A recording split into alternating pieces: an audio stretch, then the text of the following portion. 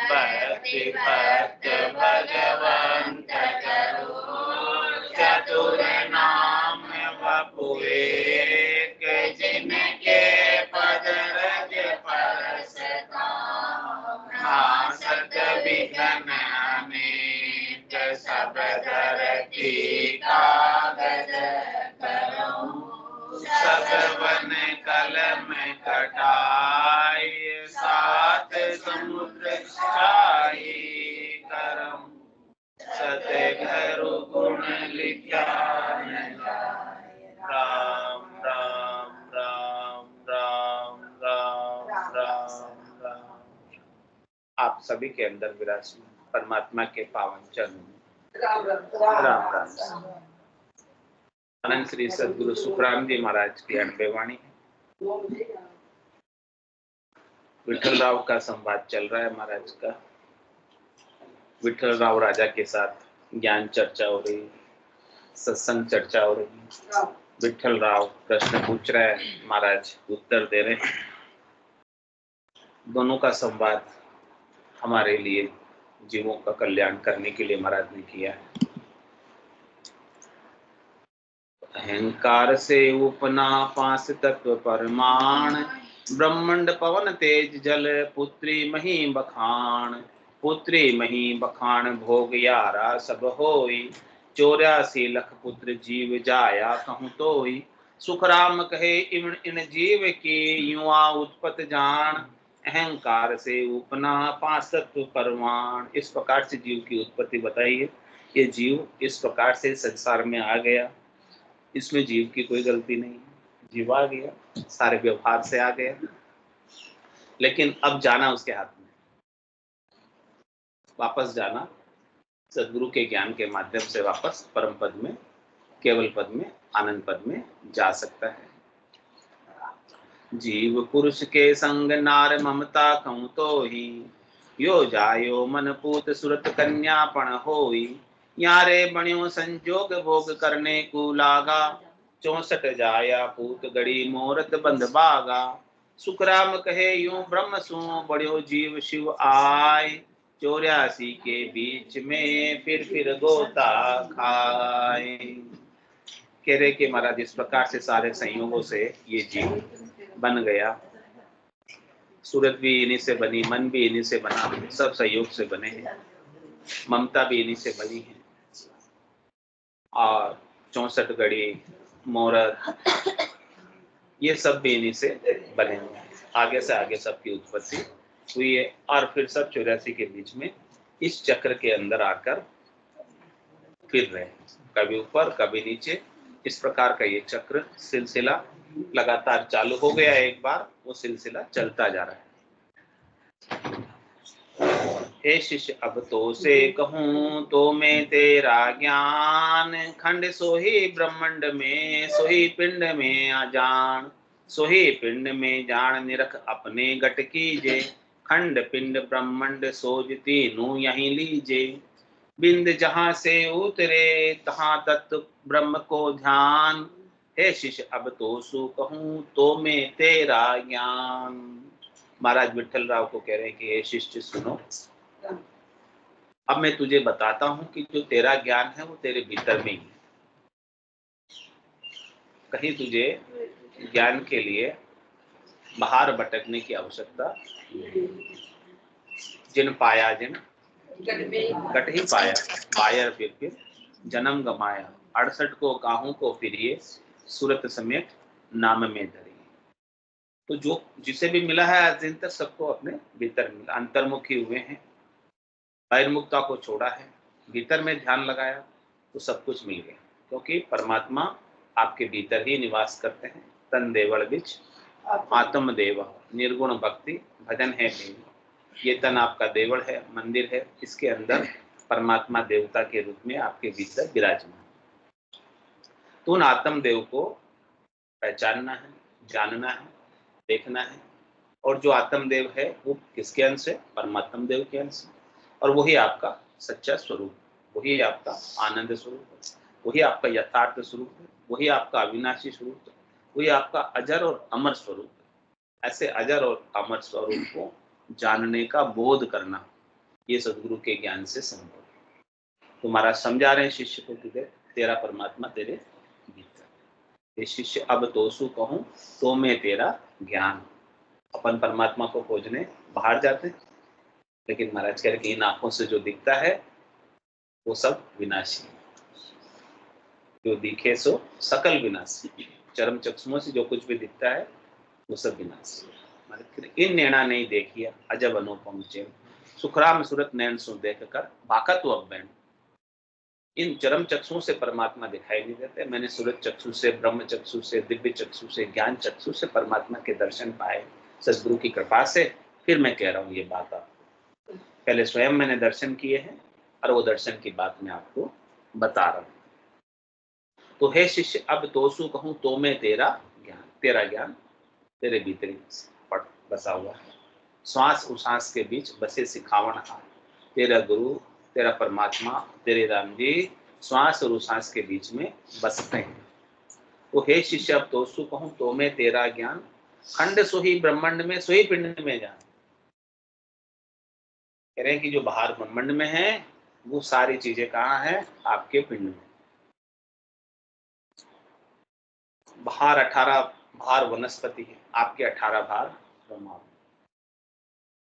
बाहर 33% भूभाग है, 67% जल है, तो आपके भीतर भी 33% हड्डियां हैं और 67% जल से निर्मित है आपका शरीर। जो जो चीजें बाहर है उसके सबके सांकेतिक रूप आपके भीतर। 33 कोटि देवता बाहर है, आपके भीतर में भी सभी देवताओं का वास है। जो जो जितनी चीजें बाहर है वो सब आपके भीतर है।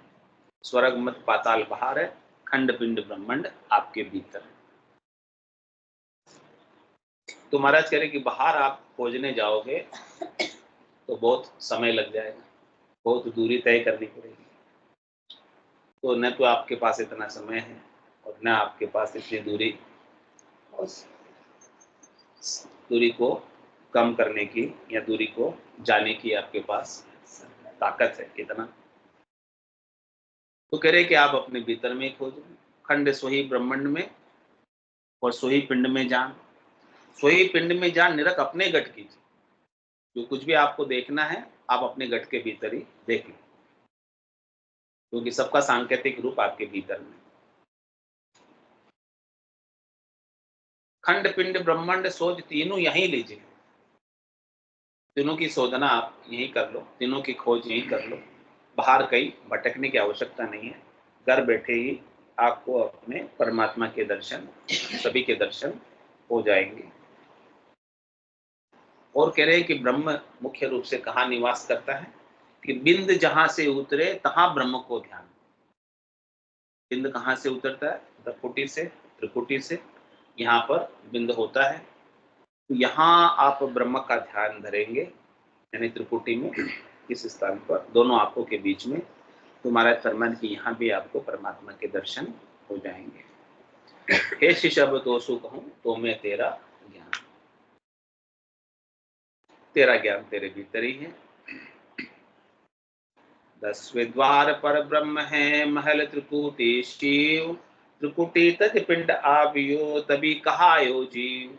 तभी कहायो जीव स्थूल कायायन धारी, सुख दुख देही लार अंत विपता सब लारी। सुख राम कहे शिष्य सांभलो यो नित पेदा जीव। 10वें द्वार पर ब्रह्म है महल त्रिकुटी शिव। परब्रह्म परमात्मा कहाँ है? 10वें द्वार के पार।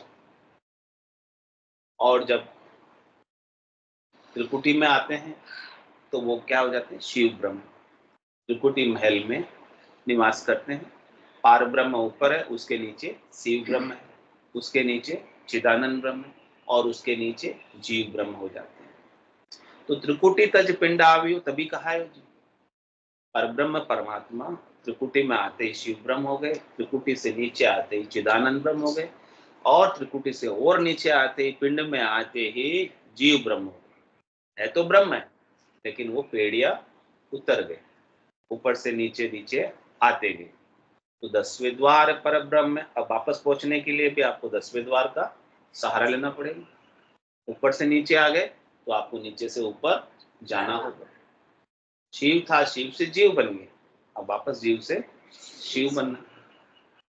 तो 10वें द्वार पर ब्रह्म है, महल त्रिकुटी शिव, त्रिकुटी तज पिंड आव्यो, तबे कहायो जीव, इसलिए ये जीव कहलाने लग गया। त्रिकुटी को छोड़कर पिंड में आ गया, शरीर में आ गया। तबे कहायो जीव स्थूल कायायन धारी, इसने स्थूल देह धारण कर लिया, शरीर धर लिया। जैसे शरीर में इसने सुख माना, वैसा शरीर इसने धर लिया। और फिर महाराज करे, सुख के साथ तो दुख अवश्य संभाल, सुख जा दुख दिवस जा रजनी, जहां जन्म जा मरण, ज्ञान विचार बुरा का देखो, काल पास क्यों पर।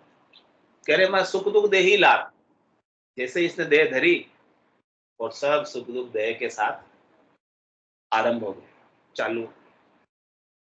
लेने तो सुख आया था, लेकिन दुख ऐसे ही नहीं चाहते हुए भी फ्री फ्री में आ गए। दुख कोई चाहता नहीं है, दुख प्राप्ति का कोई उपाय नहीं करता, लेकिन फिर भी दुख आ ही जाता, अचानक ही आ जाता, नहीं चाहते हुए भी आ जाता। तुम्हारा तो देही के साथ सुख है तो दुख भी, सब जोड़े से। तो सुख दुख देही लार अंत विपता सब लारी, और फिर जो है ये सुख और दुख की विपता इसे लग गई। तो उपाय तो सुखी होने का करता रहता, अपना समय तो सारा सुखी होने में बिताता है, लेकिन दुख आ जाते हैं, दुखी भी होता है, फिर वापस सुखी नहीं करता, फिर वापस होता है, फिर वापस सुखी, ऐसे चक्कर में पड़ गया, फेरे में पड़ गया। अब ये चक्कर फेरा छूट नहीं रहा। जब तक सुख की इच्छा इसके अंदर बनी रहती है, तब तक वो इस चक्कर में पड़ा। जिस दिन उसे नाशवान सुख की इच्छा छूट जाएगी, शरीर संसार इंद्रियों वस्तुओं व्यक्तियों से सुख की इच्छा छूट जाएगी, उस दिन वो इस फेरे से चक्र से मुक्त हो जाएगा। और अविनाशी सुख लील विलास जो उसका खुद का है, निज स्वरूप का है, सत्य स्वरूप का है, आनंद स्वरूप का है, आ जाएगा, फिर विनाशी सुख की इच्छा उसे मिट जाएगी। तो सुख दुख दे ही लार अंत विपता सब लारी, तो इसके साथ तो विपता उसके साथ में फ्री में आ गई, लार लग गई विपता, पीछे लग गई विपता उसके, नहीं चाहते हुए। तो महाराज कह रहे सुख राम कहे शिष्य श्यामलो यो नित पेदा जीव, इस प्रकार से विपता में पढ़कर ये जीव हमेशा बार बार जन्म रहा है, बार बार मर। सुख पाने के लिए कर्म करता और कर्मों के भोगने के लिए जन्म करता है। कर्मों का प्रतिफल अगला जन्म पाकर ही वापस भोगता है। जो इस जन्म में किए वो उसके अगले जन्म के लिए प्रारब्ध बन गए, और उन प्रारब्ध को वापस भोगता है। फिर उस जन्म में जो करता है उसके अगले जन्म में प्रारब्ध बन जाता है, आगे से आगे ये सिलसिला, और ये जीव पैदा होने का चक्कर इसका चल गया। और जब तक ये करनी क्रिया करता रहेगा तब तक इस चक्कर से छूट नहीं पाएगा, क्योंकि एक भी पाप बाकी रह गया या एक भी पुण्य बाकी रह गया या एक भी कर्म बाकी रह गया, तो उस पाप या पुण्य के कर्म को भोगने के लिए वापस देह धारण करना। पुण्य बाकी रह गया तो देवताओं के उच्च लोकों में तेजपुंज की काया मिलेगी, पाप बाकी रह गया तो नरक कुंड में याचनिक काया मिलेगी, भोगने के लिए काया मिलेगी, भोगायतन मिलेगी, जिसमें दुख भोगा जाएगा, पशु योनियां मिलेगी। इस प्रकार से ये अपने अपने कर्मों के अनुसार अब हमेशा पैदा होने का चक्र इसका आरंभ हो गया। इस चक्र से अब इसको बाहर निकलना है। 10वें द्वार पर ब्रह्म है, महल त्रिकुटी शिव, 10वें द्वार ब्रह्मंड है, सुनो त्रिकुटी खंड, जहां लग पवन बहत है, तहां लग कई ये पिंड, तहां लग कई ये पिंड, भेद सारो तुझ माही, बिना सतगुरु संसार जीवगत जाने नाही। सुख राम कहे शिष्य सांवलो, यूं बन रहे मंड, ब्रह्मंड 10वें द्वार है, त्रिकुटी कई ये खंड। कह रहे कि महाराज खंड पिंड और ब्रह्मंड, जो 10वें द्वार का एरिया है, वो ब्रह्मांड का एरिया है।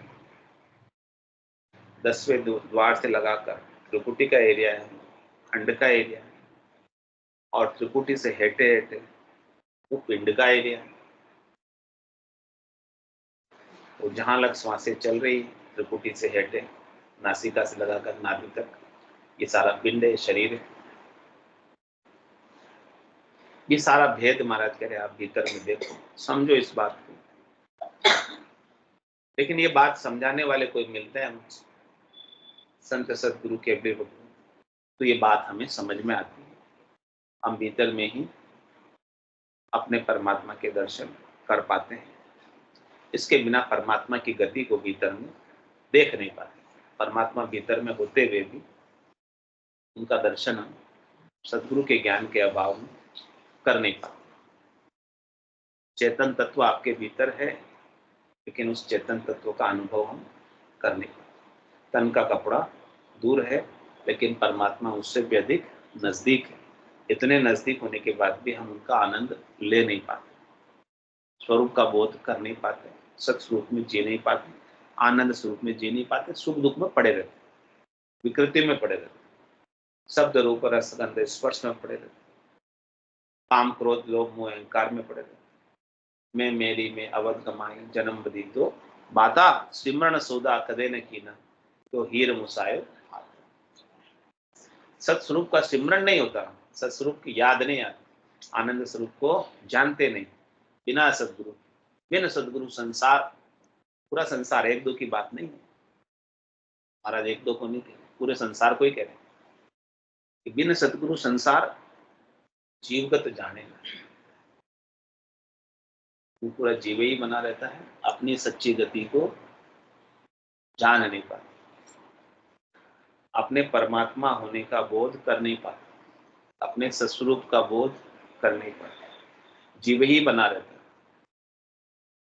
मन के साथ ही लगा रहता है, मनमुखी रहता है, गुरुमुखी नहीं होता। गुरुमुखी जो हो गया वो तो अपनी आनंद स्वरूप की स्थिति को पा जाता है, और जो मनमुखी है वो मन के सुखों के साथ लगा हुआ है। तो महाराज कह रहे कि सदगुरु का ज्ञान सब जगह कहाँ है? बिरले से जगह है।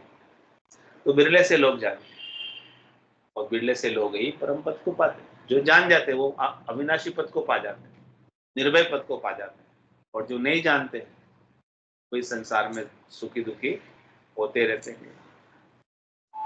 तो सुखराम कहे शिष्य सांभळो यू बन रहे हो मंड। इस प्रकार से पूरा संसार हरा भरा है, चल रहा है। कितने जीव आ रहे हैं, कितने जीव जा रहे हैं, निष्पत जन्म मरण यहाँ अपन देख रहे हैं। यदि सबको ज्ञान हो जाए, यहाँ कौन रहे, खाली हो जाए पूरा संसार, सब अमरलोक में चले जाए, अजरलोक में चले जाए, संतों के देश में, रामजनों के देश में। लेकिन सबको ये ज्ञान है, जिसे ज्ञान है वो तो चला। कितने गए, अनंत ही आगे गए, अनंत ही आज जा रहे, अनंत ही आगे गए। 10वें द्वार करे हंस केला, अनंत कोट संतन का मिले, अनंत ही करोड़ों ही संत इधर मिलेंगे आपको, यदि आप उधर पहुंचते हो सदगुरु के ज्ञान को धारण करके। ब्रह्मांड 10वें द्वार है, त्रिपुटी कई खंड। अब यहाँ पर जो जीव आ गए हैं उनकी उत्पत्ति के लिए ब्रह्मा जी ने 4 फैक्ट्रियां डाली हैं। इन 4 फैक्ट्रियों में 84 लाख प्रकार के जीव निष्पत उत्पन्न हो रहे हैं। अब 4 खान में उपजे जीव जहां तहां जाए, सुख दुख जहां ता एक ही, कम नहीं जाफा माए, कम नहीं जाफा माए, नरक सुरगा लग जावे, धरी देह का दंड विषण आगे लग पावे, 3 लोक सुख राम के यू जग बनियो आए, अब 4 खान में उपजे जीव जहां तहां जाए। कहने की जीव तो वो का वही है, चेतन तत्व तो वो का वही है, लेकिन ये जो देह धरता है वो 4 खानों में से एक खान में से किसी में धरता है। अब वो 4 खाने कौन सी? जर खान है, इंडज खान है, अंकुर खान है, उद्भुत खान।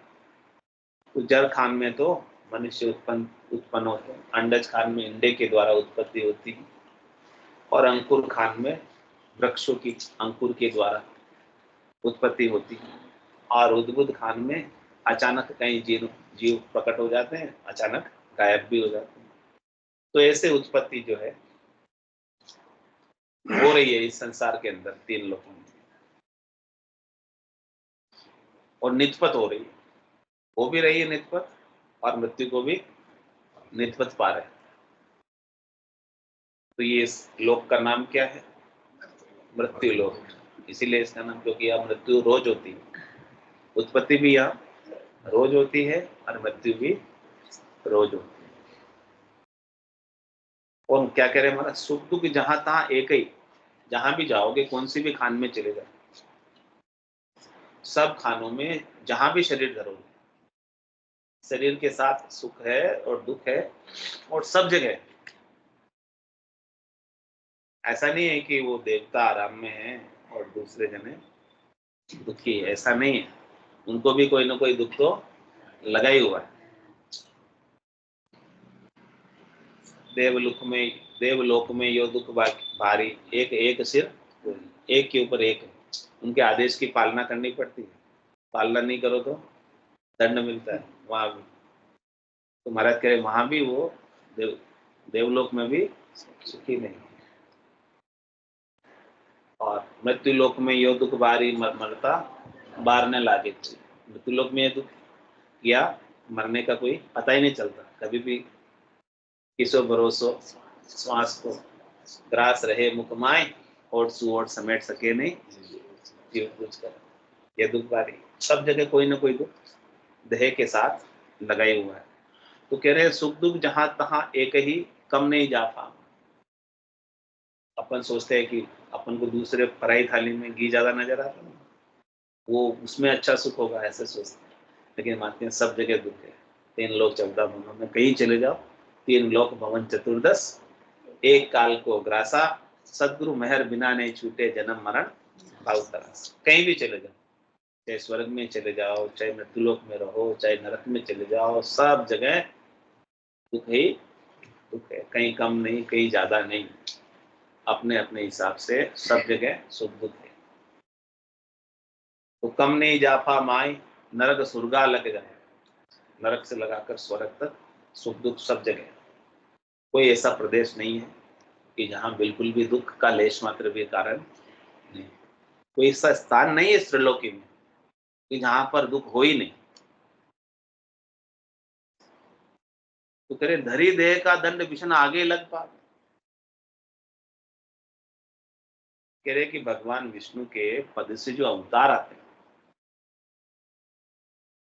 देह धर के आते हैं और देह धर के यहाँ आकर जैसे काम करते हैं, उन कर्मों का फल भी उन्हें भी आगे के अवतार में भी भोगना पड़ता है। अब बोलो,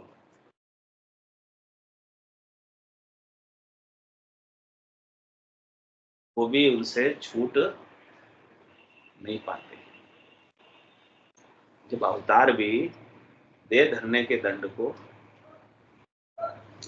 नहीं बच सकते उससे, यानी काल देखो कितना जबरदस्त है, बलशाली है, किसी को भुगता है बिना छोड़ता नहीं, क्योंकि उसका नियुक्ति ही सबके पाप पुण्य को भुगताने के लिए हुई है। तो धरी देह का दंड विषण आगे लग पाओ तो उन्हें भी प्राप्त करना पड़ता है। कह रहे हमारा देह धरे जहां लग धोखा, सांचा नहीं कोई नहीं। जब तक देह धर रहे हैं तब तक तो ये दंड भोगने का धोखा है।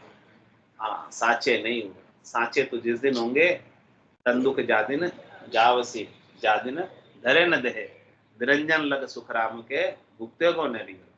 कह रहे कि निरंजन तक भी पहुंच जाएगा तो भी भुगतना पड़ेगा, यानी ऊंचे से ऊंचे पद में भी पहुंच जाएगा तो भी देह धरने का दंड तो भोगना ही पड़ेगा। क्या सुखराम किया कर्म नहीं, देह में मिट्टी में भी मिल जाओगे तो आपके किए हुए जो कर्म हैं वो नहीं जाएंगे वापस, जन्म दर के उन्हें भोगने पड़ेंगे। तो धरी देह का दंड विषण आगे लग पावे, तीन लोक सुख राम कहे यू जग बढ़िया। इस प्रकार से ये संसार पूरा बना हुआ है, त्रिलोकी पूरी बनी हुई है, सबको अपना अपना काम सौंपा हुआ है। ब्रह्मा रचो गणन को विष्णुकरण प्रतिपाल, शिव रचो संहार को इंद्र बर्षण मेघमाल, पाप पुण्य का न्याय को सिरजो है धर्मराज, संत सिरजा सुखराम के जीव उदाहरण का। संतों का सृजन तो जीवों के उद्धार के लिए, कल्याण के लिए हुआ है, इस त्रिलोकी से छुड़ाने के लिए हुआ है, और बाकी धर्मराय की नियुक्ति सबको दंड भुगताने के लिए हुई है, किसी को नहीं छोड़ता। अब चार खान में उपजे जीव जहां तहां जाए। तो ऐसी बात जब विठल राम ने सुनी महाराज से, तो विठल राम ने प्रश्न पूछा। शिष्य पूछे गुरुदेव को अगत मुगत गत मोह, इनको भेद विचार सो कहो सुख दुख दोष, को सुख दुख दोष जीव को कहाँ सुख होई, सो विद कहिए आण भेद दीजे सब मोही, जीव पुणो कहाँ जाएगो कब टले शिष्य दोष। शिष्य पूछे गुरुदेव को अगत मुगत गत मोह। विठल राम ने महाराज से पूछा कि आप मुझे अगत यानी नरक, अगति हो जाते नहीं, जिससे गति नहीं मिलती है, अगति हो जाती तो नरक यानी बहुत अधिक दुख में पड़ जाता है, और मुकत यानी वैकुंठ, और गत यानी मोक्ष यानी स्वर्ग। मोक्ष कहते हैं लेकिन मोक्ष में जाते नहीं। हाँ, कभी गति अच्छी हो गई तो मतलब वो गति का मतलब स्वर्ग में गए, मरने के बाद अच्छी गति को प्राप्त हुए तो मतलब स्वर्ग में गए, स्वर्गवासी हो गए मरने के बाद, वो उनके लिए अच्छी गति। अगति मतलब नरक में। और मुक्ति जो कहते हैं वो वैकुंठ की चार मुक्तियां, सायुज्य, सामीप्य, सारूप्य, सानिध्य, ये सब प्रश्न पूछा है विठल राव ने। तो महाराज के कह रहे कि भाई इनका आप भेद बताओ, क्या क्या इनमें अंतर है, अगति में, गति में और मुक्ति में क्या क्या अंतर है, और किसमें क्या क्या सुख है, क्या क्या दुख है, क्या क्या दोष है, यानी उसका पूरा एनालिसिस करके बताओ, किसमें क्या लाभ है, किसमें क्या हानि है, किसको प्राप्त करना चाहिए, किसको प्राप्त नहीं करना चाहिए, और जीव को सुख की प्राप्ति कहाँ होती है, कहाँ जाकर वो सुखी होता है, ये सब विधि बताओ, तरीका बताओ, वेद बताओ। और ये जो जीव में जीवपना आ गया, यानी सुख लेने की इच्छा आ गई शरीर से, संसार से, इंद्रियों से, वस्तुओं से, वो कब मिटेगी, कहाँ जाने से मिटेगी, कैसे मिटेगी, ये दोष जो है इसमें पड़ गया, ये दोष कैसे जाएगा, इस दोष को मिटाने का उपाय क्या है, ये सारा प्रश्न विठल राव ने महाराज से किया। तो महाराज उत्तर दे रहे इस बात का। हे शिष्य अगत मुगत और गत लग, सुख दुख तीनों जाग, उलट मोख लग पहुंच सी जब जासी दुख त्याग, जब जासी दुख त्याग फेर पाछो नहीं आवे, पार ब्रह्म के माय ओ जीव जाय समावे, वहां सुन सुख की जाग है जहां नहीं जम की लाग, अगत मुगत और गत लग सुख दुख तीनों जाग। कह रहे कि अगति में यानी नरक में तो दुख है ही है, सब जानते हैं, और गति में स्वर्ग में भी सुख हमेशा बना रहने वाला नहीं। और कह रहे हैं कि मुक्ति जो बैकुंठ की चार होती है, वहां से भी निश्चित समय तक रखा जाता है, और फिर वहां से भी बाहर जाना पड़ता है, उस घर को भी, बैकुंठ को भी छोड़ना पड़ता है, उसका भी आयु अवधि है, उसका भी समय है, वहां भी काल का एरिया है। तो कह रहे हैं कि सुख दुख तो तीनों जगह है, चाहे आप नरक में चले जाओ, चाहे स्वर्ग में चले जाओ, चाहे बैकुंठ में चले जाओ, सब जगह सुख दुख लगे ही।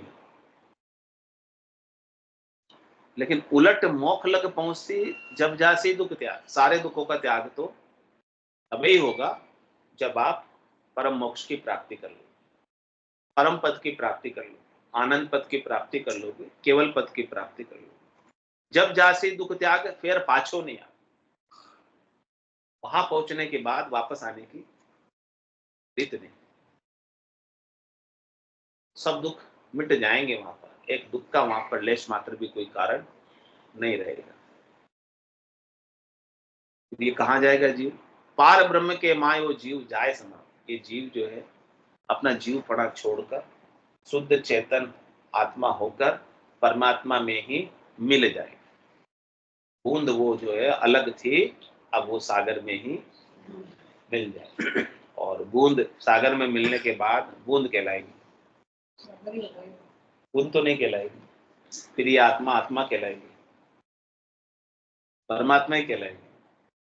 फिर ये आत्मा का अपना अलग से कोई अस्तित्व नहीं रहेगा, वो परमात्मा ही हो जाएगी, राम रूप ही हो जाएगी, परमात्मा रूप ही हो जाएगी। कह रहे जब तक आप परमात्मा रूप नहीं होते, जब तक आप परमात्मा के अलावा और कुछ बने रहते।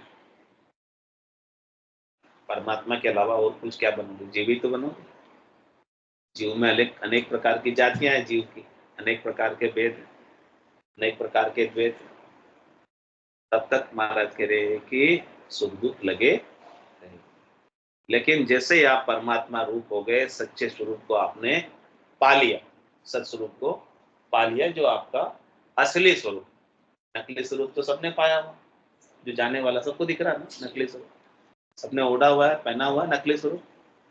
नकली कपड़े तो सबने पहने हुए ना, जो खराब होते हैं, फट जाते हैं, उतारने पड़ते हैं, वापस नए पहनने पड़ते हैं। शरीर खराब होता है, बिगड़ जाता है, मृत्यु को प्राप्त हो जाता है, फिर नया शरीर धारता है। ये सब नकली कपड़े, ये सब नकली स्वरूप है, नकली रूप है। तो नकली रूप तो सबको पता है कि ये है, लेकिन असली रूप को जब तक नहीं पा जाओगे, असली रूप आपका परमात्मा रूप, जब तक आप अपने परमात्मा रूप को नहीं पा जाओगे, तब तक आपके सुख दुख मिटने वाले। जब तक आप अपने अविनाशी रूप को नहीं पा जाओगे, जब तक आप अपने अविनाशी रूप का आनंद स्वरूप का बोध नहीं कर लो। कह रहे वो आनंद स्वरूप का बोध ही वहां सुन सुख की जाग, वहां फिर सुख की जगह है, दुख वहां पर है नहीं। और जहां नहीं जम की लाग, वहां पर यमराज की लाग नहीं है। यानी वहां पर अब समय नहीं, वहां पर काल नहीं है। यहाँ तो काल है, इस देही की तो आयु है, अवधि। लेकिन आत्मा की क्या आयु है, क्या अवधि? आत्मा कब जन्मी है, कब मरेगी? कोई है क्या आत्मा? डेट ऑफ बर्थ शरीर की? आत्मा तो अजन्मी, हमारा अविनाशी। जम किसका बिगाड़ता है? शरीर का या आत्मा का? जम किसको खाता है? शरीर को खाता है, आपको नहीं खा सकता, क्योंकि आप शरीर नहीं। आप क्या हो? शुद्ध चेतन आत्मा हो, तो परमात्मा के अंश।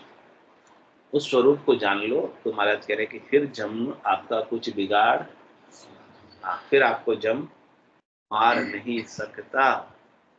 जब तक आप अपने आप को शरीर ही मानोगे, तो जम आपको बार बार मारेगा, और फिर आप बार बार शरीर धरोगे। लेकिन उस स्वरूप को जान लो, उस स्वरूप को पालो, उस स्वरूप में जी लो, उस स्वरूप का आनंद ले लो, जहाँ जम आपका कुछ बिगाड़ नहीं सके। तो अगत मुगत और गत लग सुख दुख तीनों जा, जब तक रूप में रहोगे तब तक तो ये रूप का तो हमेशा विनाशी है, और सुख दुख इसके साथ। बोलो राम सद्गुरु देव जी महाराज, परम दयाल सद्गुरु सुखराम जी महाराज, अनंत श्री सद्गुरु सुखराम जी महाराज के ज्ञान स्वरूप भगवान ने केवली भगवंता ने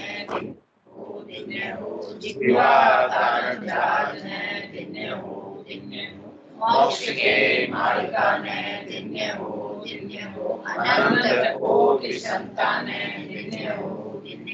राम सभा में राम राम सा राम राम राम सा राम राम सा सत्संतान ने सत्संज्ञान राम राम